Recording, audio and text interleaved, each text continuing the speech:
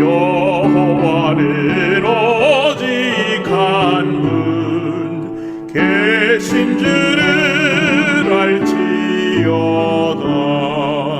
주전능한 내 하나님, 흙으로 우리 빚었네. 양떼같이 방황할 때 안전하게 인도하네. 여호와의 크신 명령 온 세상 전파하여라. 여호와의 크신 사랑 영원 무궁하리로다.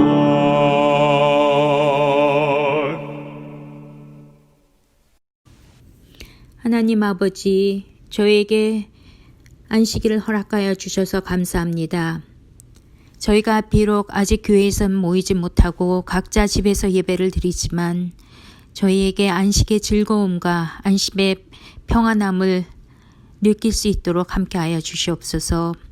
하나님, 이 코로나 때문에 다들 힘들어 하셨지만 저희에게 다시 한번 주님과의 관계와 또 주님의 사랑을 느낄 수 있도록 저희에게 기회를 주신 것에 대해서 감사드립니다. 저희 교우님들 힘드신 분들 많이 있을 줄 아옵니다. 마음이 아프신 분들, 또 육체적으로 힘드신 분들, 저희들이 이 모든 것을 주님 앞에 내려놓고 주님께 의지할 수 있도록 함께하여 주시옵소서. 이 안식을 즐거운 마음과 기쁜 마음으로 주님의 말씀으로 저희들이 지낼 수 있도록 도와주세요. 이 모든 말씀 예수님 이름으로 기도드립니다.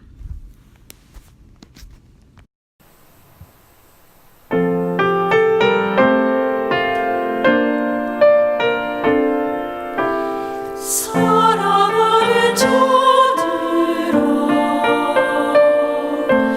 우리가 서로 사랑하자. 사랑은 하나님께 속한 것이니 사랑하는 자마다 하나님께 원하서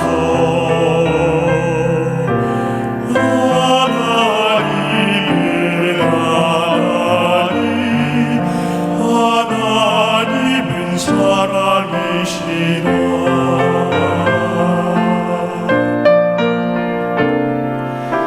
사랑하는 자들아, 우리가 서로 사랑하자. 사랑은 하나님께 속한 것이니 사랑하는 자마다 하나님께로 나서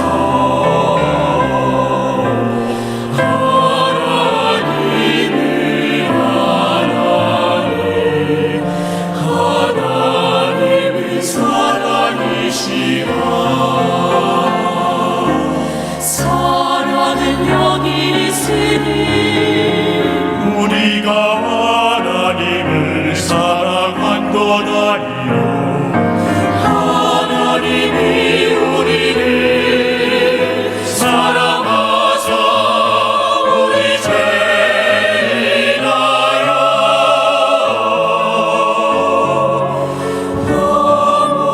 화목제로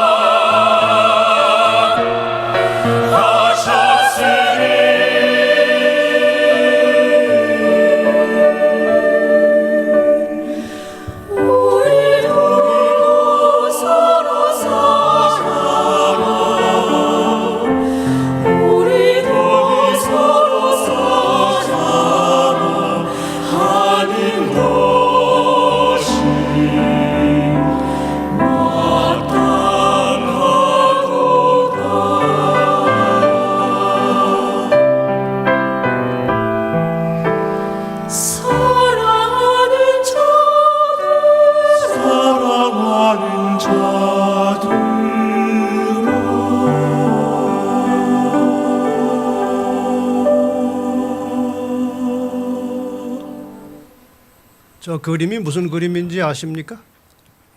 성벽 위에서 파수꾼이 파수를 하다가 이 성 바깥쪽에서 이상한 조짐이 나타나면 뭐 적군이 온다든가 뭐 이상한 일들이 벌어지면 나팔을 불어서 성 안의 사람들에게 알려주는 것입니다. 여기에 관련해서 에스겔 33장 7절로 9절에 보면 인자야 내가 너로 이스라엘 족속의 파수꾼을 삼음이 이와 같으니라. 그런즉 너는 내 입의 말을 듣고 나를 대신하여, 하나님께서 하신 말씀이죠, 나를 대신하여 그들에게 경고할지어다. 가령 내가 악인에게 이르기를 악인아 너는 정녕 죽으리라 하였다 하자. 내가 그 악인에게 말로 경고하여 그 길에서 떠나게 아니하면 그 악인은 자기 죄악 중에 죽으려니와 내가 그 피를 내 손에서 찾으리라. 그러나 너는 악인에게 경고하여 돌이켜 그 길에서 떠나라고 하되 그가 돌이켜 그 길에서 떠나지 아니하면 그는 자기 죄악 중에서 죽으려니와 너는 내 생명을 보전하리라. 사실 요즘에 제가 드리는 말씀은 이 심정으로 드리는 것입니다. 분명히 성경에 이렇게 기록이 되어 있고 예언이 되어 있음에도 불구하고 많은 사람들이 잘 모릅니다. 그래서 이 사실을 일단 저는 전하는 것입니다. 그래서 받아들이면 좋은 것이고 안 받아들여도 할 수는 없지만 저는 책임은 없습니다. 여기 이야기했는데도 안 들으면 네 책임은 아니다, 그렇게 말씀을 하셨어요. 오늘날 많은 그리스도인들이 이 성경 전체의 가르침과 흐름을 제대로 보지도 못하고 또 배우지도 못하고 아주 단편적인 지식이나 혹은 자기 감정으로 교회를 다니면서 구원을 받았다고 확신하고 있어요. 그런 사람들이 많아요. 구원을 받았다고 확신한다고 구원 받습니까? 그렇지 않아요. 구원을 받았으면 구원을 받은 결과와 열매가 있어야 되는 것입니다. 비록 확신이 좀 약할지라도 열매가 있다면 그건 되는 것입니다. 그리고 기독교는 역사 종교이기 때문에 성경 예언에 나타난 역사를 제대로 모르면 사실 구원의 원리와 절차도 모르게 되어 있습니다. 그래서 이 성경에 나오는 구원의 원리라는 것이 매우 이성적이고 지성적이고 합리적이고 합법적이기 때문에 그 원리를 분명히 이해를 하고 건전하고 건강한 신앙생활을 해야 되는 것입니다. 이번에 이 코로나 이후의 세상의 변화에 대한 시리즈 설교는 이 종말의 시대에 어떤 일들이 일어날 것이고 또 구원이 어떤 절차를 통해서 완성되는지를 성경적으로 바르게 좀 잘 제시를 해서 성도들이 잘 대비하여 주님이 재림하실 때에 영광스러운 주님의 재림을 잘 맞이해서 구원을 얻는 데 도움이 되기 위해서 지금 이 시리즈로 말씀을 드리고 있습니다. 코로나 이후 세상은 어떻게 변할 것인가에 대하여 첫 번째 시간에는 경제 위기가 올 것이고 이러한 불안한 틈바구니 속에서 강력한 통치자가 출현하게 될 것이다, 이렇게 말씀을 드렸고, 두 번째는 그 강력한 통치자에 의해서 세계를 아마도 하나로 통합하려고 할 것이고 이 통합된 세상 속에서 신앙인들의 신앙을 제한하고 통제하는 일이 올 것이다. 그 다음에 그 신앙을 통제하는 매우 중요한 한 가지 방법으로 일요일 법령이 내려서 여기에 따르지 않는 사람들에게는 상당한 핍박이 올 것이고, 이렇게 하나님의 법대로 사는 사람들에게 핍박할 때 하나님께서 일어나셔서 마침내 이 세상을 심판하시는데 은혜의 시기가 끝났고 심판이 시작되었다고 하는 첫 번째 사인이 7 재앙이 내려지는 것입니다. 지난 시간에 여기까지 했습니다. 그리고 오늘은 아마겟돈과 예수님의 재림에 관해서 말씀을 드리고, 그 다음에 다음 안식일에는 복천년과 지구 회복이라는 제목으로 이 세상이 어떻게 회복돼서 하나님의 나라가 세워지고 새로운 세계가 시작되는지에 대해서 말씀을 드리면 거의 성경 전체를 이제 다루게 될 것입니다. 코로나 이후 세상의 변화에 대해서는 이렇게 끝나는데, 이 설교 5번이 끝난다면 어떻게 될 것인가? 제가 그걸 지금 고민하고 있어요. 그래서 제목은 이미 정했습니다. 코로나19 이후 누가 살아남을 것인가? 살 길은 하나님의 말씀에 순종하는 길밖에 없다. 저는 아주 절대 공감합니다. 그 길밖에 없어요. 그래서 그 하나님의 말씀에 순종하는 것이 구체적으로 우리 생활 속에서 무엇을 어떻게 하는 것인가에 대해서 제가 지금 5가지 제목을 정해놓고 기도하는 중에 있습니다. 하나님께서 인류를 구원하시는 사역은 역사를 통해서 시간 속에서 진행되는 것이기 때문에 과정이 있고 절차가 있습니다. 그런 내용들을 상세하게 설명하고 있는 것이 바로 예언입니다. 그동안 예언을 공부하고 가르치면서 깨닫게 된 지구 역사 과정을 제가 여러 차례 도표를 가지고 여러분에게 설명을 드렸지만, 오늘은 조금 더 다른 각도에서 한 번 더 설명을 드리겠습니다. 지나간 설교들을 혹시 못 들으시고 이번 설교만 들으신 분들은 지나간 설교를 듣기 원하시면 유튜브에 들어가셔서 채널 7을 검색하시면 지나간 설교들이 거기 차곡차곡 쌓이고 있습니다. 인류 구원의 역사는 철저하게 이 선악의 싸움으로 이어져 가고 있습니다. 이 선악의 싸움의 개념을 모르면 구원의 원리도 절차도 모르게 되어 있습니다. 선악의 싸움의 역사입니다. 간략하게 이제 설명을 드리면, 이제 구약 시대는 다 지나갔고 예수 그리스도를 통해서 이 땅에 교회 시대가 열렸습니다. 한참 교회가 이제 번성해야 했고, 그 다음에 교회가 이렇게 세속화되고 타락하면서 종교 암흑 시대가 열렸습니다.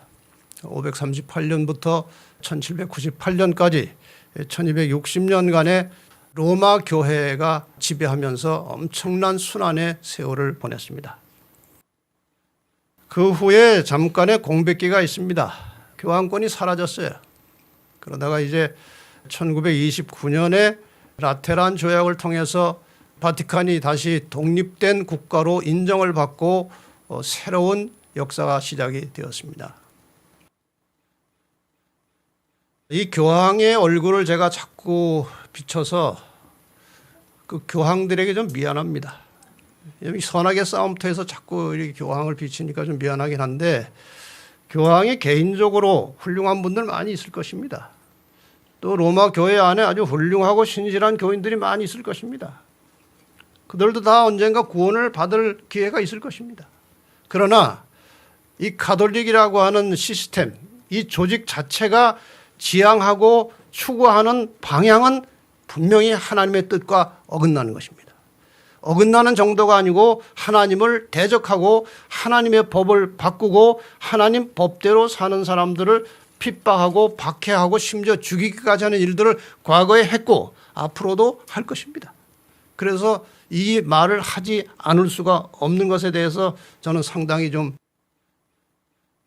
안타깝게 생각을 합니다. 해야 됩니다. 감추어둘 수 없는 것이에요. 알아야 되니까요. 전략을 알아야 되고 대처하는 법을 알아야 됩니다. 그래서 제가 이 말씀을 자꾸 드리는 것입니다. 결국 최종적인 목표는 세계를 하나로 이제 통합해서 통치하려고 하는 것입니다. 결국은 그것입니다. 왜냐하면 사탄이 세상 전체를 장악해서 하나님 백성들이 못 살게 하는 그런 사회, 그런 국가를 지금 사탄이 계획하고 추진하고 있기 때문에 그런 것입니다. 거기에 대한 구체적이고 가시적인 사인이 이제 일요일 법을 만들어서 이제 통제하고 강요하는 상황이 올 것입니다. 지금 그런 분위기가 매우 신속하게 여물어가고 있는 것도 사실이에요. 그러나 이 시간에 대해서는 아무도 장담 못합니다. 왜? 모든 역사적 시간의 주인은 하나님이시고 하나님이 통제하시는 것이기 때문에 이것을 뭐 함부로 이렇게 된다 저렇게 된다 말할 수 없지만 세상의 징조를 보면은 상당히 임박한 것만은 사실입니다. 1798년부터 이 세상의 역사는 이제 종말이 시작됐다고 합니다. 종말은 이 지구 역사의 말세운 종말은 교황이 1798년에 몰락한 이후로부터 시작됐다고 보는 것이 거의 정설입니다. 종말의 징조들이 계속 일어나고 있고 지금 일요일 법령과 함께 일어날 매우 중요한 사인 중에 하나가 늦은비 성령의 역사가 폭발하는 것입니다. 이 혼란한 시기에 이제 엄청난 일들이 벌어질 것인데 이 일요일 법령과 이 늦은비 성령이 마지막을 가르쳐주는 굉장히 중요한 사인이에요. 그래서 저 시기에 일어날 일들을 간단하게 정리하면 이렇습니다. 세상 나라들과 종교가 다 하나로 이제 연합될 것이고 끝까지 하나님께 충성을 다하는 하나님의 계명에 충실한 남은 자손들에 대한 아주 극심한 박해가 있을 것입니다. 저 기간 동안에. 그 다음에 이러한 박해로 인해서 교회는 정화될 것이고 이 정화된 교회의 늦은비 성령의 역사가 일어나게 되면은 엄청난 힘을 가지고 큰 외침을 통해서 구원받을 자들을 불러내는 역사가 이루어지게 되는 겁니다. 여기에서 이제 알곡과 가라지가 나누어지고 구원받을 자들이 확정이 됩니다. 이렇게 구원받을 자들이 확정되면 하늘에서의 모든 중보 사역은 끝나고 은혜의 시기는 끝납니다. 더 이상 구원받을 수도 없고 더 이상 멸망할 수도 없는 것입니다.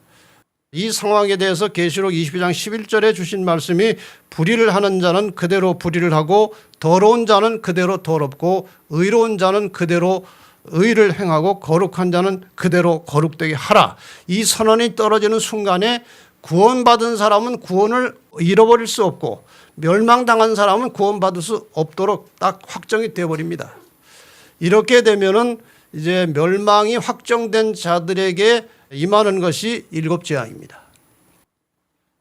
이 일곱 재앙 중에 지난번에 이제 공부하신 대로 여섯 번째 재앙으로 언급된 것이 아마겟돈이라는 것입니다. 이 아마겟돈은 여섯째 재앙에 나타나지만 실제로 일어나지 않고 준비되는 상황으로 나옵니다. 이 아마겟돈 전쟁의 마지막 순간이 그리스도께서 재림하시는 겁니다. 여기에서. 재림하시면은 1000년이라는 기간이 있고 1000년 기간이 끝나면서 지구가 완전히 회복되고 회복된 땅에서 구원받은 성도들과 하나님이 영원히 사는 것이 이게 구속의 사역의 드라마예요. 그래서 이 문제, 이 1000년기와 지구 회복의 문제에 대해서는 이제 다음 시간에 좀 구체적으로 하겠습니다. 그래서 지금 우리가 이 기간 동안에 다루는 것은 저 범위 안에 있는 것입니다. 지금 일요일 법령이 아직 시행되지 않았기 때문에 세계가 지금 통합돼 가는 과정 속에 있고 그다음에 저기에서 일어나는 여러 사건들을 지금 여러분들에게 구체적으로 설명을 하고 있는 단계에 있습니다. 그런데 이 코로나 이후에 또 코로나와 뭐 거의 동시에 이런 일들이 지금 벌어지고 있어요. 역대하 7장 13절 14절에 보면 이전에 한번 보았던 성경줄입니다마는 혹 내가 하늘을 닫고 비를 내리지 아니하거나 혹 메뚜기로 토산을 먹게 하거나 혹 연병 전염병으로 내 백성 가운데 유행하게 할 때 내 이름으로 일컫는 내 백성이 그 악한 길에서 떠나 스스로 겸비하고 기도하여 내 얼굴을 구하면 내가 하늘에서 듣고 그 죄를 사하고 그 땅을 고칠지라. 이것이 당시 이스라엘 백성들에게 해당되는 말씀이기도 하지만 동시에 이 세상 종말에 나타날 매우 중요한 두 가지 재앙이 있는데 하나는 전염병이고 하나는 메뚜기입니다. 그런데 이것에 이상하게도요. 여러분이 뭐 유튜브를 통해서 많이 보셨겠지만 이 메뚜기가 지금 보통 일이 아닙니다. 특히 올해 중국의 식량 안보는 가뭄 등 자연재해뿐만 아니라 아프리카에서 중동을 넘어 중국으로 이동하고 있는 메뚜기떼의 위협까지 받고 있습니다. 이번 메뚜기떼가 우려되는 것은 사상 최대 규모 때문입니다. 현재 약 4천억 마리가 떼지어 이동하고 있는데 홍콩 빙과 일본은 10만 톤급 항공모함 186척이 머리 위로 지나가는 느낌에 비유할 수 있다고 전했습니다. 이런 메뚜기 떼가 한 번 지나가면 3만 5천 명의 하루치 식량이 단번에 사라집니다. 지난 2월 피해를 입은 동아프리카 국가들에서는 이미 기근에 시달리고 있습니다. 자, 그런데 이러한 메뚜기 떼가 지금 이동을 하면서 인도 쪽으로, 중국 쪽으로, 혹은 미국까지도 갈 수 있다는 것입니다.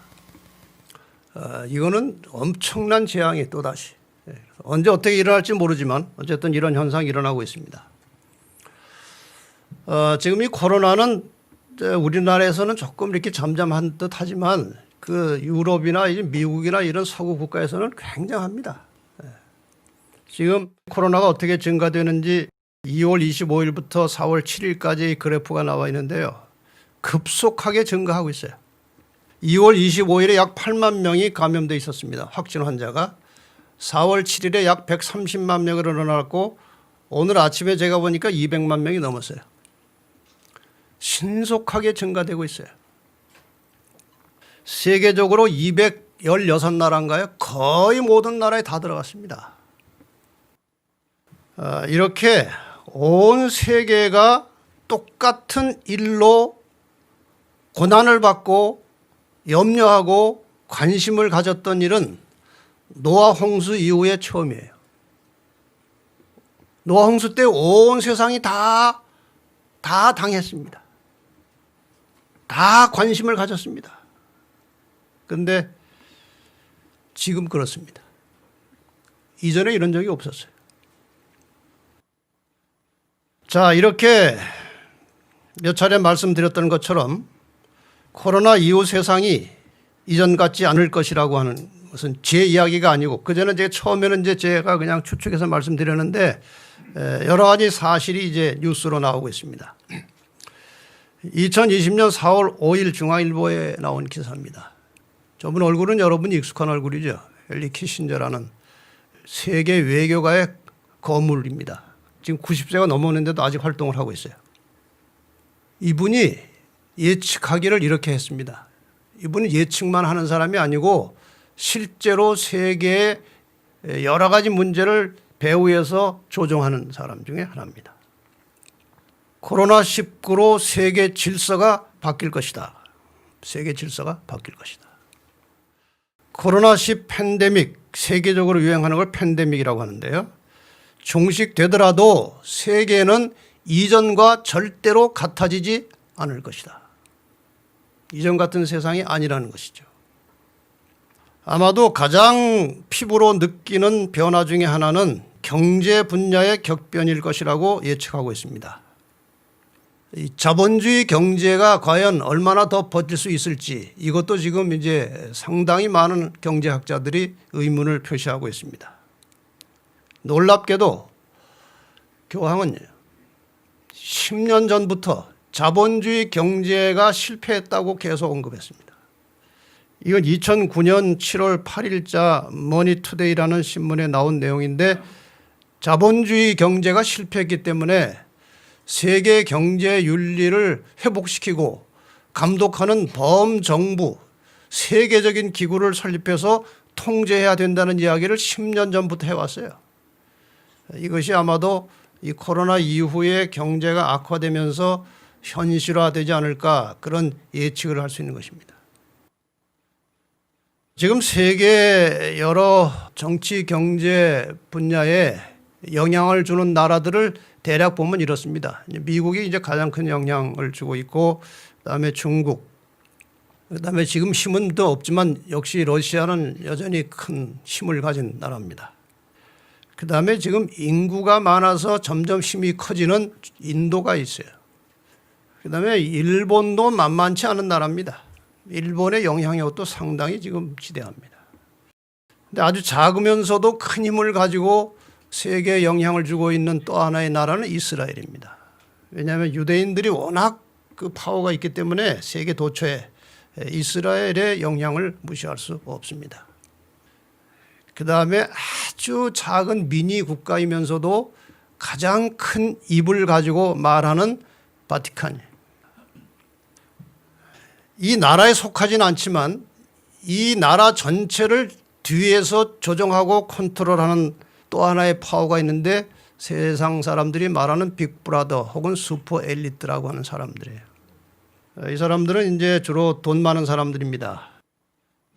유택의 독일 사람이지만 영국에서 활동을 했던 로스차일드, 그다음에 록펠러, 현대 와서는 빌 게이츠, 이런 사람들이 이제 어마어마한 힘을 가지고 세상을 조정하고 있는데, 그럴 수밖에 없는 것이 대통령들은 한번 있다가 임기 끝나면 어디로 없어져요. 근데 이 부자들은 계속해서 부를 가지고 힘을 가지고 수십 년이고 세계를 움직이고 있는 것이에요. 그래서 힘이 생기는 것입니다. 자, 이 빅브라더가 지금 누구를 이제 세계의 간판으로 내세울 것인가, 그래서 뒤에서 조정할 것인가 고민할 것입니다. 고민할 것도 없이 계시록 13장 8절에 보면은 죽임을 당한 어린 양의 생명책에 창세 이후로 농명되지 못하고 이 땅에 사는 자들은 다 짐승에게 경배하리라고 되어 있기 때문에 이 짐승은 뭐 두말할 것도 없이 교황권을 말하는 것입니다. 그래서 결국은 이 빅브라더의 이 컨트롤하는 주체 세력으로 교황이 나설 것이 거의 100% 확실합니다. 성경의 예언이 그렇게 되어 있으니까요. 자, 이제 이것이 구체화되면 하나님의 계명을 지키는 사람들은 필연적으로 어려움을 당하게 될 것입니다. 특히 이 일요일 법은 천주교의 계명을 이제 넘어서 온 세계가 통제받을 수 있도록 하는 그런 법으로 확대될 것이 분명합니다. 그것을 우리는 일요일 법령이라고 말합니다. 이렇게 하나님의 백성들이 이러한 일로 인해서 박해가 극심하게 되면 하나님께서 7재앙으로 세상을 심판하실 것입니다. 그래서 오늘 지난번에 7재앙에서 이제 6번째 재앙 아마겟돈까지 왔다가 이제 끝났습니다. 그래서 오늘 마지막 부분 아마겟돈 전쟁과 7째 재앙 그리고 예수님의 재림에 관해서 이제 말씀을 좀 드리려고 합니다.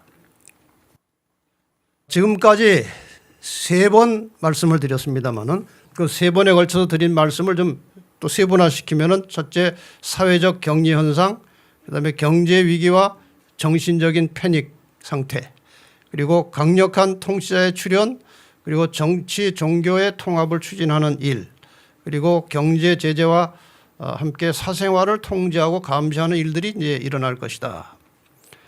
더 나아가서 이제 신앙의 자유가 제한을 당하고 핍박까지 올 것이다. 그리고 이것을 하려고 하는 매우 중요한 명분으로 이제 환경 보호와 함께 연관시켜서 일요일 법령이 만들어질 것이고, 여기에 대해서 하나님이 진노하심으로 7재앙이 있을 것이다. 여기까지 했습니다. 오늘 이제 9번째로 아마겟돈 전쟁이 무엇인가에 대해서 이 아마겟돈 전쟁 이야기를 좀 하려고 합니다. 많은 사람들이 생각하고 상상하고 있는 것처럼 이 아마겟돈 전쟁은 국가 간의 어떤 싸움이 아닙니다. 세계적인 패권 경쟁도 아니고 또 석유가 많이 나오는 중동을 차지하기 위한 그런 전쟁도 아닙니다. 이 싸움은 일단 선악 간에 일어나고 있는 영적 싸움이면서 동시에 현실적이고 실제적이고 가시적인 싸움이에요. 이것이 아마겟돈입니다. 그래서 아마겟돈을 제대로 이해하려면 우선 선악의 싸움의 역사와 내막을 알아야 아마겟돈을 이해할 수 있어요. 이 선악의 싸움의 전체적인 흐름을 모르면서 아무리 아마겟돈을 설명해봐야 그것은 빗나가는 것입니다. 그래서 이 7재앙에 대한 이해 없이는 아마겟돈 전쟁을 제대로 가르칠 수도 없고 배울 수도 없습니다. 그래서 지금 7재앙을 지금 말씀드리고 이제 중요한 대목의 아마겟돈을 별도로 설명을 하려고 합니다. 자, 이 아마겟돈이라는 것은 말씀드린 대로 영적인 싸움인데, 이 영적인 선악 간의 싸움의 출발은 이사야 14장 13절과 14절에 나온 대로 이 천사장 루스벨이 자기의 보좌를 높이고 하나님과 같은 자리에 올라가려고 했던 이 상황에서 싸움이 벌어졌습니다. 이 싸움의 상황과 결말에 대해서 요한계시록 12장 7절과 8절에 말씀하시기를 하늘에 전쟁이 있으니 미가엘과 그의 사자들이 용으로 더불어 싸울세 용과 그의 사자들도 싸우나 이기지 못하여 다시 하늘에서 저희의 있을 것을 얻지 못한지라. 그래서 쫓겨나왔습니다. 여기 미가엘과 그의 사자들, 용과 그의 사자들이 마지막 아마겟돈 전쟁에 있어서도 똑같은 상황으로 이제 싸우는 것입니다. 이렇게 시작되고 이렇게 또 끝나는 겁니다. 이 하나님을 대적하는 악한 세력들의 무모한 도전은 역사를 통해서 계속되어 왔습니다. 시편 2편 2절과 3절에도 보면 여기에 관한 언급이 이렇게 나옵니다. 세상의 군왕들이 나서며 관원들이 서로 꾀하여 여호와와 그 기름 받은 자를 예수 그리스도를 대적하며 우리가 그 맨 것을 끊고 그 결박을 벗어버리자 하도다. 계속해서 하나님은 세상을 통치하고 계시지만 인간들은 이 하나님의 통치를 벗어나려고 하는 것입니다. 이런 틈바구니에서 선악의 싸움이 벌어지죠. 이 마지막 선악의 싸움의 마지막 부분에 대해서 다니엘 11장 44절에 이런 언급이 나옵니다. 한참 이제 교황권이 세계를 지배하고 정복하고 사람들을 이제 막 박해하고 있는데 동북에서부터 소문이 이르러 그로 번민케 함으로 그가 분노하여 나가서 많은 무리를 다 도륙하며 진멸코자 할 것이요. 이 다니엘 11장 44절 해석해 보면 이 동북에서부터 오는 소문은 예수께서 나타나신다는 소문이에요. 자기가 지금 한참 세상을 지배하고 마음대로 좌우하고 있는데 엉뚱하게 예수께서 나타나신다는 거예요. 그러니까 이제 마지막 화가 나가지고 이제 사람들을 도륙하며 진멸코자 할 것이다. 이렇게 언급이 되는 거죠. 계시록 16장에 거의 같은 언급이 다시 나옵니다. 16장 12절 16절에 동방에서 오는 왕들의 길이 예비되더라. 이것하고 동북에서부터 소문이 났다는 말하고는 거의 같은 내용입니다. 동방에서 오는 왕들의 길이 예배됐다는 말이 꼭 예수께서 오신다는 소문입니다. 그런데 이걸 비유로 했는데 무엇을 비유로 했느냐? 좀 이따 설명을 드리겠습니다. 개구리 같은 새 더러운 영이 큰 날에 전쟁을 위하여 그들을 모으더라. 새 영이 히브리 음으로 아마겟돈이라 하는 곳으로 왕들을 모으더라. 이렇게 되어 있습니다.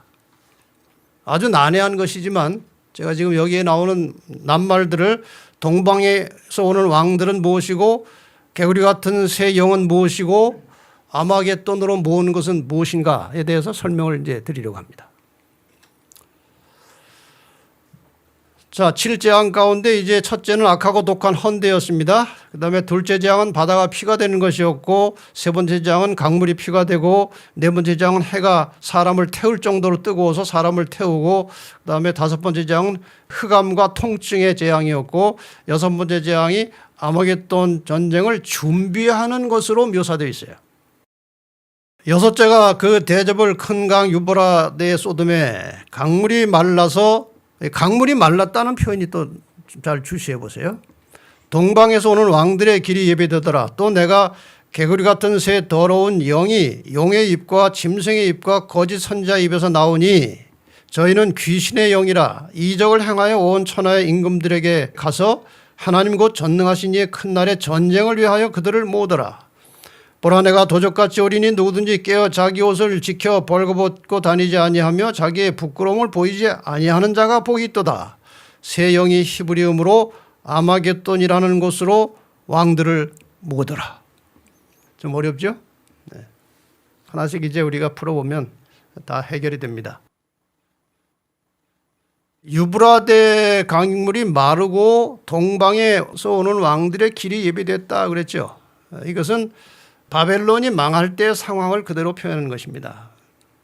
바벨론은 큰 성벽 옆에 해자라는 것이 있어서 유브라데 강물을 이용해 가지고 그 성벽 옆에 이렇게 물이 흘러가게 다 사방으로 이렇게 둘러놓고 적들이 쳐들어올 때 물을 건너야만 쳐들어올 수 있도록 이렇게 장치해 놓고 아주 완벽한 방어 태세를 갖춘 그런 어마어마한 나라였죠, 바벨론이. 그런데 이제 페르시아군이 메데바사군이 바벨론을 이제 쳐부술 때 어떻게 했는가 하면은 헤로도토스 역사가의 언급에 의하면 페르시아인들은 수로를 파서 유프라테스 강 줄기를 바꾼 다음 강 바닥을 따라 성 안으로 진군에 들어갔다. 그러니까 이 성 근처에 흘러가는 그 물에 그 상류에 올라가서 유브라데 강물을 다른 데로 흘러가게 하고 그 다음에 그쪽으로 바벨론 쪽으로 가는 물들이 다 점점 없어지다가 나중에 강물이 마르는 거예요.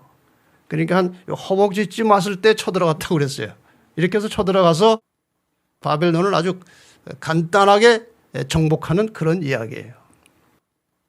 다니엘 5장 30절 31절에 보면 그날 밤에 이 유브라데 강물을 마르게 해서 들어간 그날 밤에 갈대아 왕 그러니까 바벨론 왕 마지막 왕 벨사살이 죽임을 당하였고 메대 사람 다리오가 나라를 얻었는데 다리오는 그때 62세였다.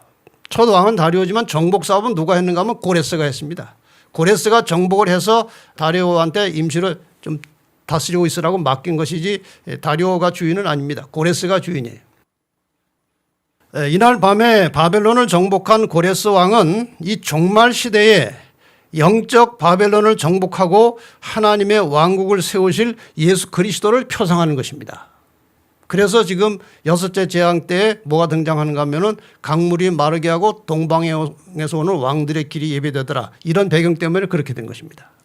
그래서 동방에서 오는 왕들의 길이 예비되었다는 것은 그리스도의 재림이 임박한 상태를 말하는 것입니다.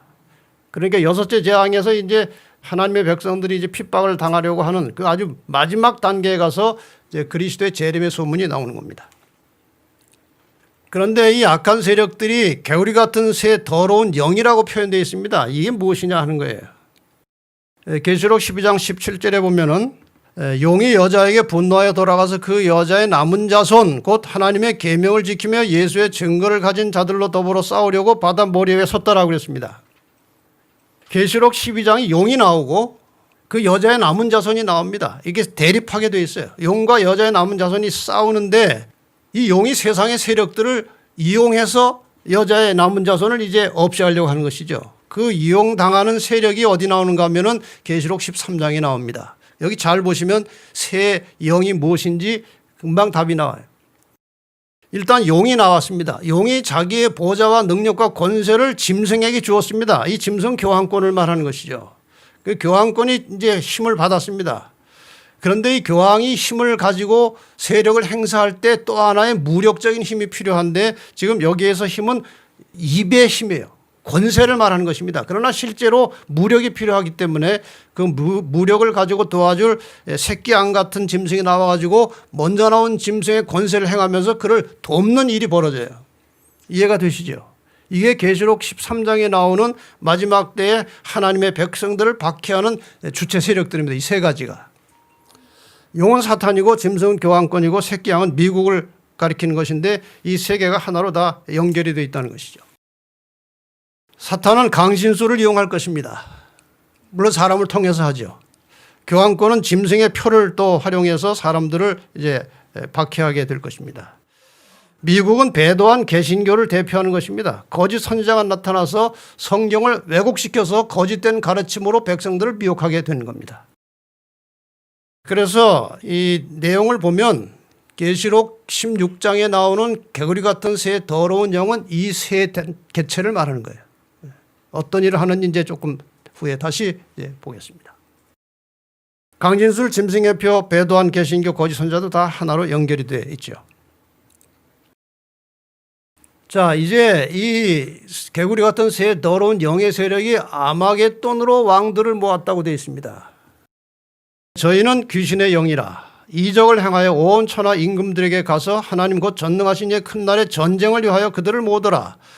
새 영이 귀신의 영이죠. 사탄의 역사를 이제 받고 있는 것입니다.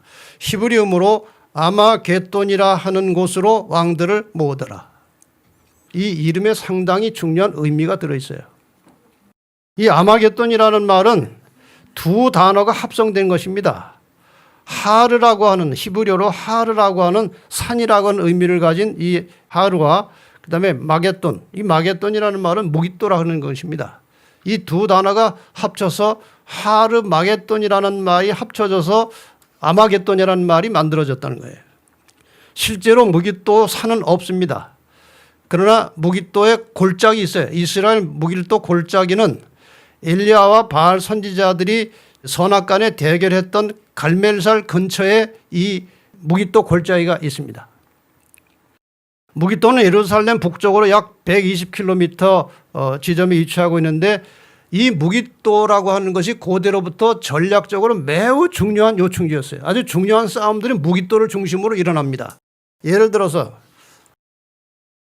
애굽 왕 느고와 유다 왕 요시아가 싸움을 위해서 대치하고 있을 때에 요시아가 무깃도 골짜기에서 활에 맞아 죽었습니다. 이런 사건들이 성경에 여러 곳에 나와요. 애굽의 두특무소 3세가 한 말 중에 이런 말이 있습니다. 팔레스타인 땅에서 1000개의 성읍을 차지하는 것보다 무깃도 하나를 손에 넣는 것이 더 중요하다. 이렇게 되어 있어요. 그만큼 이 무깃도라고 하는 말은 전쟁을 상징하는 단어입니다. 전쟁. 아주 중요한 전쟁을 상징하는 단어로 이 무깃도라는 말이 쓰여진 것입니다. 종합해서 설명하면 이 아마겟돈 전쟁은 선악간에 일어나는 영적이면서도 실제적이고 가시적인 전쟁입니다. 그리고 이 전쟁은 하늘에서 루스벨의 반역과 함께 시작되었고 예수 그리스도의 십자가에서 절정을 이루었고 재림시에 종결되는 겁니다. 이 선악의 싸움의 이 흐름을 알아야 아마겟돈 전쟁을 이해할 수 있다는 것이죠. 그래서 이 아마겟돈 전쟁은 예수님 재림시에 일어나게 될 선악간의 마지막 영적이면서 실제적인 싸움을 말하는 겁니다. 자, 이제 이렇게 보시면 됩니다. 지금 이 세 힘, 강진술과 짐승의 표, 그리고 이제 타락한 개신교 이 거짓 선지자들이 삼중 연합 세력이 되는 것입니다. 이것이 다 개구리 같은 새 더러운 영의 세력이 하나로 연합해가지고 누구를 공격할 것입니까? 여자의 남은 자손을 공격하게 됩니다. 완전히 땅에서 쓸어버리려고 하는 거죠. 이때에 유프라데스 강물이 마르고 동방에서 오는 왕들의 길이 예비되었다고 그랬죠. 누가 나타나시는 거예요? 이렇게 이제 남은 자손들이 완전히 이 땅에서 멸망당할 것 같은 그 순간에 동방에서 나오는 왕들이 나타나서 삼중연합 세력을 쳐부수고 남은 자손을 극적으로 구원해서 하늘로 데려가는 거예요. 이게 아마겟돈 전쟁의 마지막 장면이에요. 그러니까 남은 자손들이 걱정할 필요 있어요? 쉽게 말하면 이런 것입니다. 이 세상의 모든 악의 세력들이 이 땅에 남겨진 구원받을 성도들을 마지막으로 이 땅에서 완전히 말살시키려고 덤벼들 때에 예수님께서 천군 천사와 함께 나타나셔서 남은 자손 너희 좀 이제 뒤로 가 있어. 뒤로 가 있어. 그리고 딱 누가 가로막는 거예요. 예수 그리스도와 천군 천사들 미가엘과 그의 사자들이 가로막고 결국 이 악한 세력을 순식간에 멸하게 될 것입니다. 그리고 자손들을 데리고 가는 것입니다. 자, 그러면 이 6번째 재앙이 이렇게 이제 이루어졌고 7번째 재앙에 대한 언급을 또 잠깐 봐야 되겠죠. 7자가 그 대접을 공격 가운데 소돔의 큰 음성이 성전에서 보좌로부터 나서 가로되 되었다 하니 이 되었다는 것은 모든 것이 다 끝났다는 거예요. 모든 인간의 구원의 계획과 과정이 다 끝났기 때문에 구원받은 성도들을 데리러 내려가겠다는 것입니다. 되었다 하니 번개와 음성들과 내성이 있고 또 지진이 있어 어찌 큰지 사람이 땅에 있어 오므로 이같이 큰 지진이 없었더라. 큰 성이 세 갈래로 갈라지고 이 세 더러운 영에 대해서 큰 성이 세 갈래로 갈라져 버렸다는 것은 이 더러운 세 영을 완전히 해체시키고 멸망시킨다는 의미를 가지고 있겠죠. 만국의 성들도 무너지니 이 큰 성 바벨론이 하나님 앞에 기억하신 바 되어 그의 맹렬한 진노의 포도주 잔을 받음에 각 섬도 없어지고 산악도 간데 없더라. 또 중수가 무게가 한 달란트나 되는 큰 우박이 한 달란트의 실제 무게는 한 34kg 나갑니다. 얼마나 될지 모르지만 이런 엄청난 우박이 떨어지면서 이 세상은 완전히 초토화됩니다. 하늘로부터 사람들에게 내리며 사람들이 그 박제로 인해서 그 우박의 재앙이죠. 하나님을 회방하니 그 재앙의 심히 크미로라. 이것이 이제 마지막 장면인데 이 성경에 나타난 기록만 가지고는 정확한 이해를 못합니다. 그러나 대략 이러한 매우 혼란스러운 상황에서 이제 악인들이 멸망당하는 장면입니다. 그런데 이 선악의 마지막 장면, 선악의 싸움의 마지막 장면, 아마겟돈 전쟁이 벌어지는 그 내용이 계시록 19장에 상당히 구체적으로 나옵니다. 그것을 잠깐 설명드리겠습니다. 계시록 12장에 아까 보신 대로 하늘의 선악의 싸움에서 미가엘과 그의 사자들이 있었고 용과 그의 사자들이 있었습니다. 이것이 마지막 아마겟돈에서 어떻게 대결되는지 잠깐 그림으로 정확하진 않지만 대략 그림으로 좀 살펴보면 이런 것입니다. 어쨌든 일곱째 재앙은 지진과 우박 그리고 악인들이 멸망당하는 장면입니다. 자, 이 그림을 누가 그렸는지 모르지만 대략 이렇게 그렸습니다. 왜 이렇게 그렸는가 하면 이게 계시록 19장에 나오는 장면이에요. 계시록 19장 11절에 또 내가 하늘이 열린 것을 보니 보라 백마와 탄자가 있으니 그 이름은 충신과 진실이라. 그가 공의로 심판하며 싸우더라. 그의 입에서 이한 검이 나오니 그것으로 만국을 치겠고 그 옷과 그 다리에 이름 쓴 것이 있으니 곧 만왕의 왕이요 만주의 주라. 이 만왕의 왕 만주의 주가 백마를 탄 모습으로 등장합니다. 이것이 바로 선악간의 마지막 싸움이 될 아마겟돈 전쟁터에 나타나는 상징적으로 물론 나타나는 것이지만 미가엘과 그의 사자들입니다. 이 미가엘과 그의 사자들에 대해서 17절과 18절에 보면 한 천사가 공중에 나는 모든 새를 향하여 큰 음성으로 외쳐가로되 모든 자의 고기를 먹으라. 이 모든 자의 고기라고 하는 것은 악한 자의 고기를 먹는 것입니다. 이게 뭔가 하면은 이 선악의 싸움의 마지막에 두 잔치가 있는데 하나는 새들의 잔치가 있고 하나는 어린 양의 혼인잔치가 있어요. 의인들은 하늘에 가서 어린 양의 혼인잔치에 들어가고 악인들은 이 땅에서 새 잔치의 먹이가 되는 겁니다.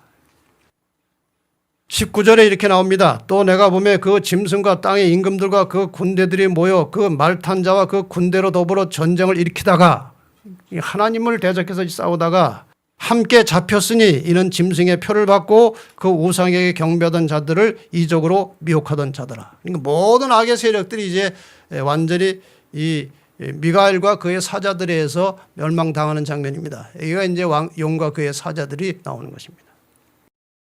이렇게 해서 이제 역사가 끝나는데 우리는 그냥 성경을 가지고 그림을 그려볼 뿐이지 정확한 양상은 잘 모릅니다. 근데 이제 여러분이 잘 관심도 없고 저도 관심도 없는 것인데 이 지구 사람들이요 외계인이 내려올 때 외계인하고 이제 싸우는 영화 소설 이런 게 많이 나오는 것 같아요.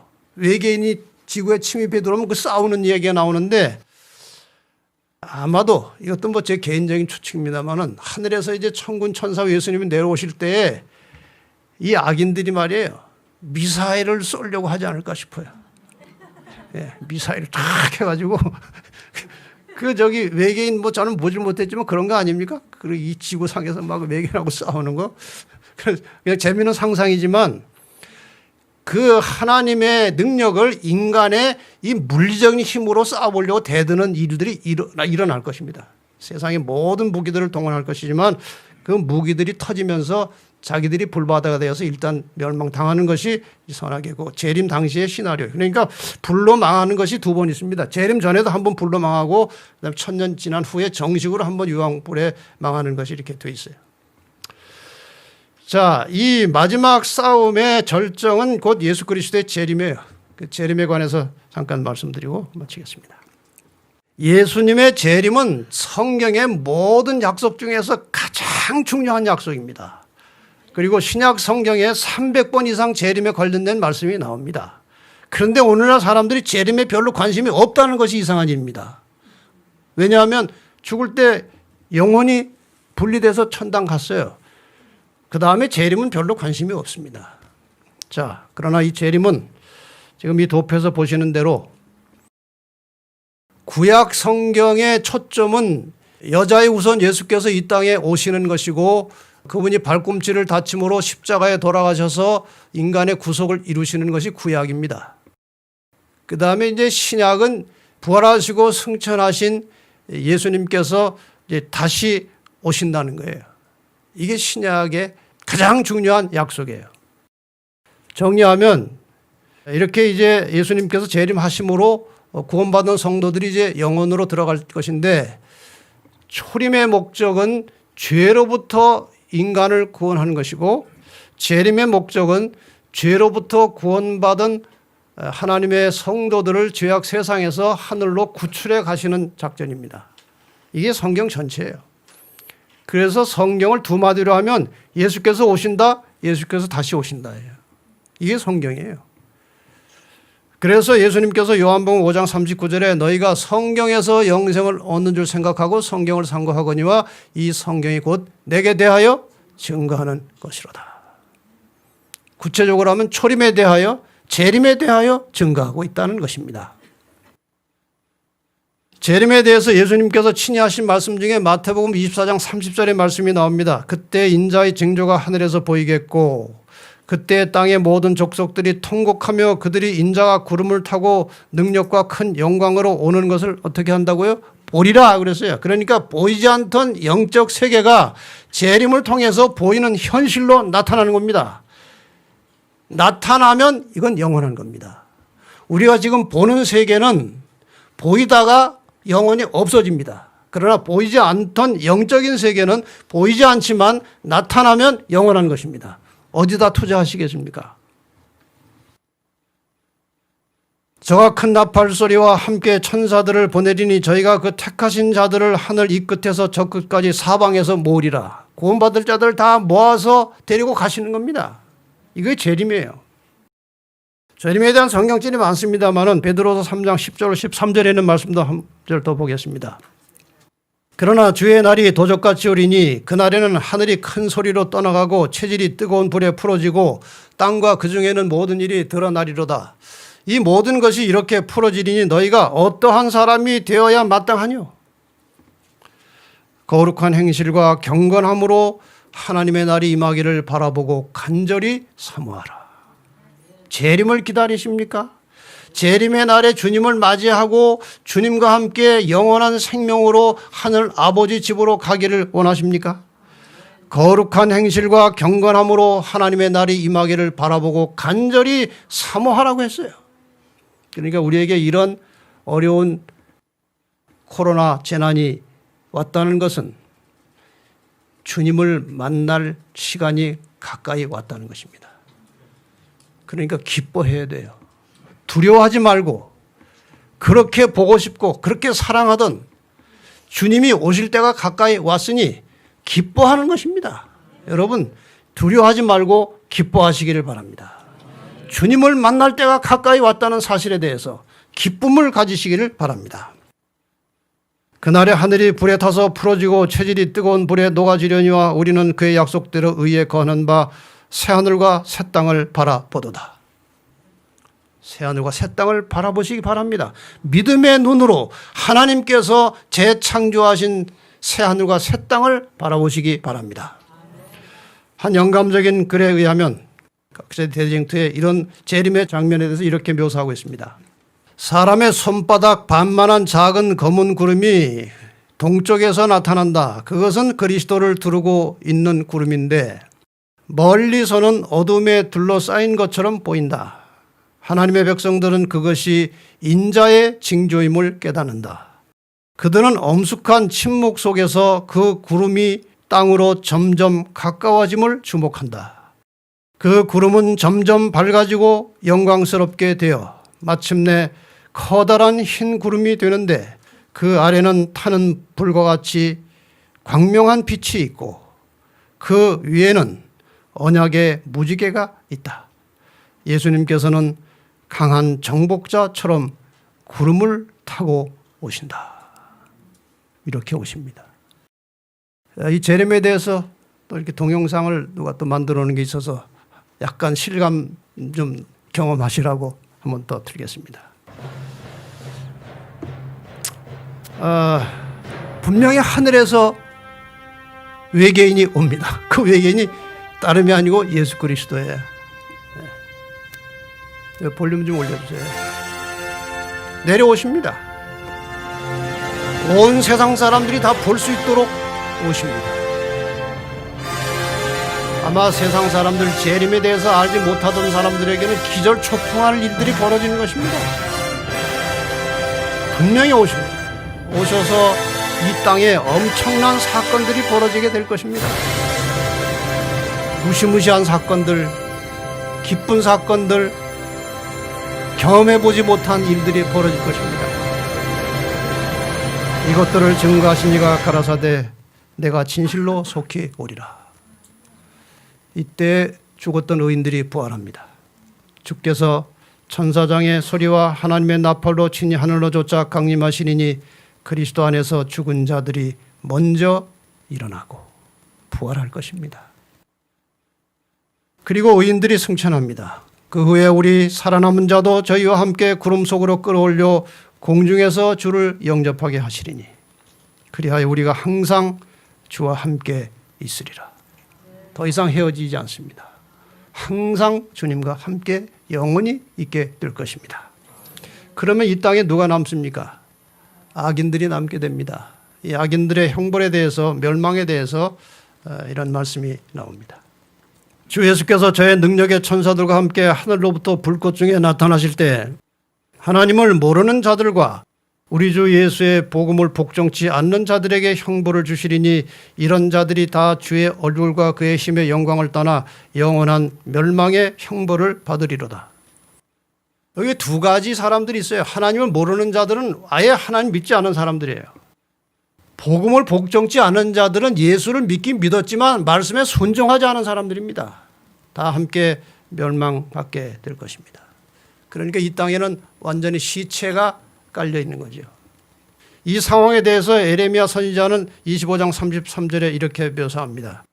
그날에 여호와께서 죽임을 당한 자들의 시체가 땅 이 끝에서 저 끝까지 질비하게 흩어져 있을 것이며 그들을 위해 슬퍼하거나 그들의 시체를 싸서 묻어주는 자가 없어 그 시체들이 땅바닥에 흩어져 있는 거름더미 같을 것이다. 왜 그렇습니까? 왜 묻어주는 자도 없고 슬퍼하는 자도 없습니까? 다 죽었으니까요. 악인들은 완전히 다 죽어서 시체로 이 표면에, 지구 표면에 흩어져 있을 것이고 이러한 그야말로 지옥 같은 상태에서 누가 남아있느냐? 사탄과 그의 사자들이 남아있을 것이라고 되어 있어요. 모든 악인들은 다 죽었고 사탄은 아무 할 일이 없게 되었습니다. 죽지도 않고. 또 내가 보매 천사가 무저갱이 열쇠와 큰 쇠사슬을 그 손에 가지고 하늘로서 내려와서 용을 잡으니 곧 옛 뱀이요 마귀요 사탄이라. 잡아 1000년 동안 결박하여 무저갱이 던져 잠그고 그 위에 인봉하여 1000년이 차도록 다시는 만국을 미혹하지 못하게 하였다가 그 후에는 반드시 잠깐 놓이리라. 자, 사탄이 어떤 상태로 결박되어 있는지 아시겠죠? 이건 묶어서 굴 속에 집어넣어서 결박된 게 아니고 아무 할 일이 없는 상태를 말하는 거예요. 그냥 자동으로 묶여 있는 상태입니다. 이렇게 해서 이제 묶인 상태가 1000년이 지난다고 그랬습니다. 1000년. 이 1000년 동안에 무슨 일이 있을 것이고 1000년 후에 어떤 일이 벌어질 것인지에 대해서 다음 시간에 마지막으로 정리를 하겠습니다. 이 현재의 선택과 미래의 운명이 어떻게 관련이 있는지에 대해서 그 미주 지난 20년 3월호에 보니까 이 아마겟돈 전쟁에 대한 글이 있어서 그 마지막 부분을 제가 조금 고쳐 놓은 것입니다. 그대로는 아니지만 고쳐 놓은 것입니다. 거의 비슷합니다. 아마겟돈 전투가 나와는 별로 관련이 없다고 생각하기 쉽습니다. 그러나 우리가 공부한 것처럼 아마겟돈은 인류가 생긴 이래 지구상에서 있었던 선악의 마지막 전쟁입니다. 지구의 패권을 장악하려는 그런 전쟁이 아닙니다. 이 전쟁의 본질은 각 개인의 마음을 누가 장악하여 통제할 것인가 하는 것입니다. 사탄과 예수님은 서로 나를 자신의 편으로 데려가려고 애쓰고 있습니다. 사탄은 수천 년 동안 사람들을 자기 편에서 놓치지 않으려고 필사적으로 노력해 왔습니다. 그는 특히 종말의 시대에 지구상의 정치적, 종교적, 경제적 힘을 이용하여 우리를 굴복시키려고 강요할 것입니다. 그러나 예수님은 결코 우리의 의지를 강요하지 않으십니다. 예수님을 선택하는 것은 인간의 자유의지로 결정하는 것입니다.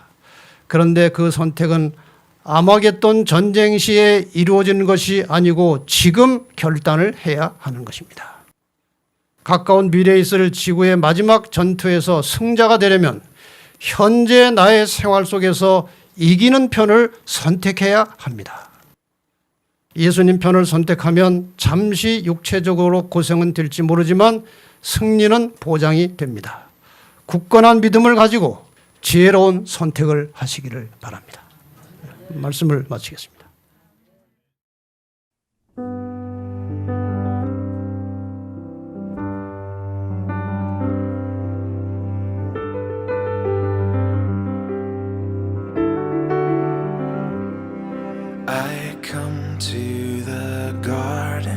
alone, while the dew is still on the roses, and the voice I hear falling on my ear, the Son of God discloses,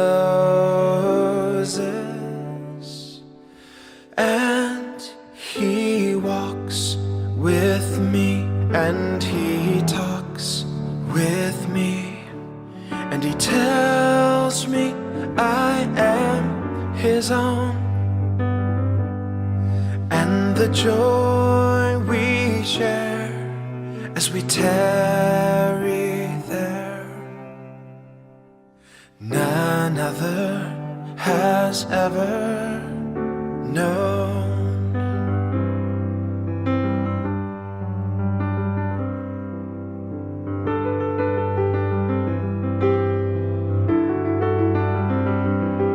He speaks, and the sound of His voice is so sweet. The birds hush their singing, and the melody that He gave to me within my heart is ringing.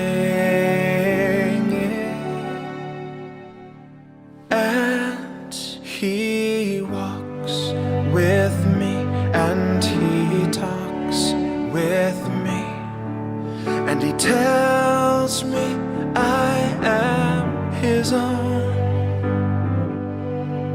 and the joy we share as we tarry there, none other has ever known.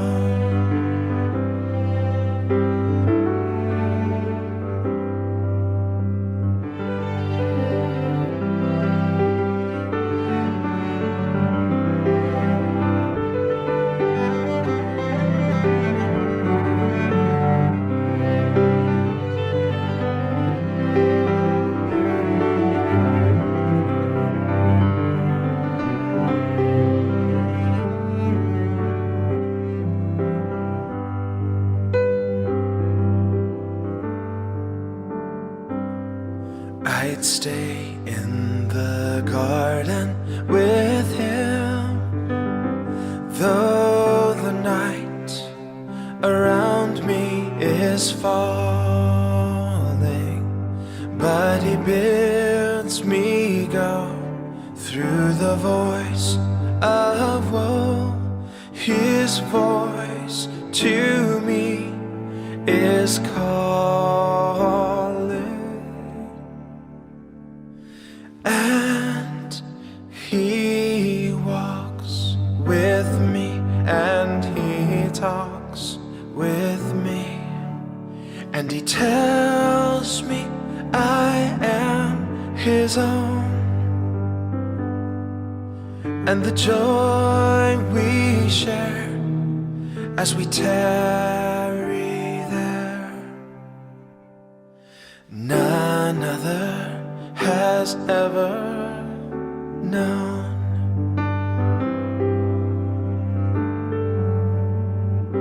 And He walks with me, and He talks with me, and He tells me I am His own,